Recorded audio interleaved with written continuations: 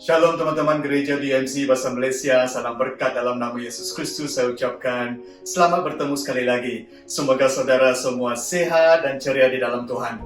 Hari ini kita masuk ke dalam kunci berkat yang ke-6 di dalam siri yang saya tajukkan sebagai 8 kunci hidup yang diberkati Tuhan. Mari kita menghayati Matius 5:8.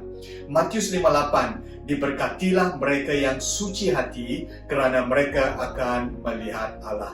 Kita semua tidak sempurna kan saudara? Kita membuat banyak kesilapan.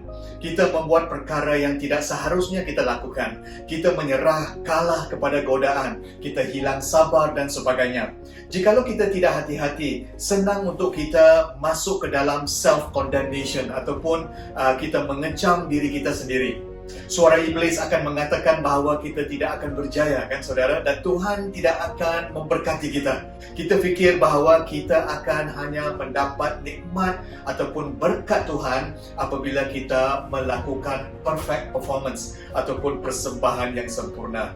Tetapi saudara, Alkitab mengatakan di dalam 2 Tawarikh 16:9a, sesungguhnya mata Tuhan menjelajah seluruh bumi untuk memberikan kekuatan kepada orang yang tulus hati terhadapnya. Wow saudara, Tuhan tidak mencari orang yang perbuatannya sempurna, tetapi Tuhan mencari orang yang tulus hatinya. Tuhan tidak memandang kepada kecantikan kita, kekacakan kita, kepandaian kita, ijazah kita ataupun harta benda kita dan sebagainya, tetapi lebih mementingkan kondisi hati kita. Saudara, Nabi Nuh, Abraham, Musa, Daud, Paulus dan sebagainya, semua mereka adalah orang yang tidak sempurna dengan standard Tuhan.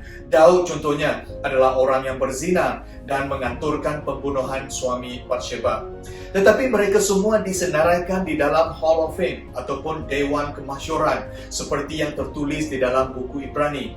Nabi Nuh adalah seorang yang benar, a righteous man. Abraham adalah orang yang penuh dengan iman dan rela mengorbankan anaknya Ishak. Musa adalah seorang yang penuh dengan iman juga, yang digunakan Tuhan untuk membebaskan umat Israel daripada penghambaan. Daud adalah seorang yang menyenangkan hati Tuhan, a man after God's heart. Paulus pula adalah seorang apostle yang digunakan Tuhan untuk menyebarkan berita baik kepada Gentiles ataupun orang-orang bukan Yahudi.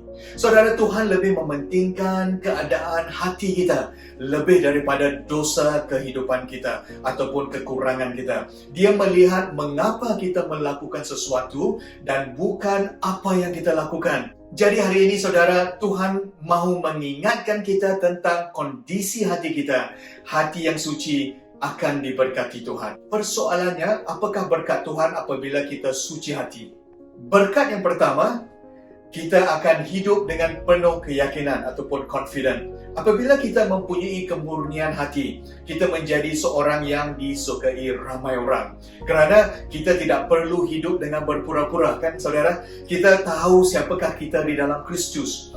Amsal 10:9, orang yang hidup dengan keikhlasan aman jalannya, tetapi sesiapa yang memesongkan jalannya akan diketahui juga. Apabila kita hidup dengan keikhlasan, jalan kita aman saudara, dan kita berdiri di atas dasar yang kukuh. Jadi hari ini kita diperingatkan berkat yang pertama, hati yang suci ialah keyakinan diri. Kita tidak perlu berkata satu perkara kepada seseorang dan perkara yang lain kepada orang lain. Integriti kita kuat dan tidak seperti lalang. Kita berdiri di atas dasar yang kukuh. Dan yang kedua ialah kita akan meninggalkan legacy ataupun warisan yang berkekalan. Amsal 27, orang benar yang hidup dalam keikhlasan begitu berbahagia sekali keturunannya. Wow saudara, keturunan-keturunan kita akan diberkati apabila kita berhati suci dan ikhlas. Kita akan mewariskan sesuatu yang berkekalan. Apabila kita dipanggil Tuhan satu hari nanti, harta benda kita akan dibahagikan kepada keluarga kita. Semua akan dibelanjakan habis. Kerja kita di pejabat akan diberikan kepada orang lain. Segala trofi ataupun piala yang kita kumpul mungkin akan dibuangkan ke dalam tong sampah. Tetapi karakter kita saudara akan diwariskan kepada kehidupan orang lain dan akan diwariskan kepada generasi yang lain. Amin saudara. Berkat yang ketiga, kita akan mendapat ganjaran yang berkeabadian, eternity. Matius 25:21, tuannya berkata kepadanya, "Syabas wahai hamba yang baik dan setia. Kamu setia menguruskan yang sedikit. maka aku akan memberimu kuasa mengendalikan yang banyak. Nikmatilah kebahagiaan kurnia Tuhanmu. Oh saudara, kita lihat di sini dengan perkataan yang sedikit. Kita selalu pikirkan ganjaran Tuhan adalah tentang perkara-perkara yang besar. Tetapi Tuhan mementingkan kesetiaan dengan mengurus yang sedikit. Menguruskan dengan keikhlasan. Menguruskan dengan ketulusan, kemurnian, dan kesucian hati. Inilah berkat yang ketiga yang saya cadangkan. Kesucian hati, supaya kita mendapat ganjaran yang berkeabadian. Nah saudara, berkat yang keempat, kita akan dekat dengan Tuhan. Mazmur 23, 3 dan 4. Siapa yang boleh naik ke bukit Tuhan? Siapa yang boleh berdiri di tempat sucinya? Manusia yang bersih tangannya dan murni hatinya. Wow, yang tidak mempersembahkan jiwanya kepada berhala atau sumpah palsu. Saudara, kita yang bersih tangan dan murni hati adalah orang yang boleh naik ke bukit Tuhan. Jadi saudara, dengan kemurnian hati, kita akan menikmati hadirat Tuhan. Kita akan melihat Tuhan. Kita akan dapat dekat dengan Tuhan. Berkat yang kelima, yang terakhir, kita akan mencapai destiny kita. 1 Samuel 16:7. Tetapi firman Tuhan kepada Samuel, janganlah pandang rupanya atau perawakannya yang tinggi, kerana aku telah menolak dia. Allah tidak melihat sebagaimana manusia melihat. Manusia melihat penampilan lahiriah, tetapi Tuhan melihat hati.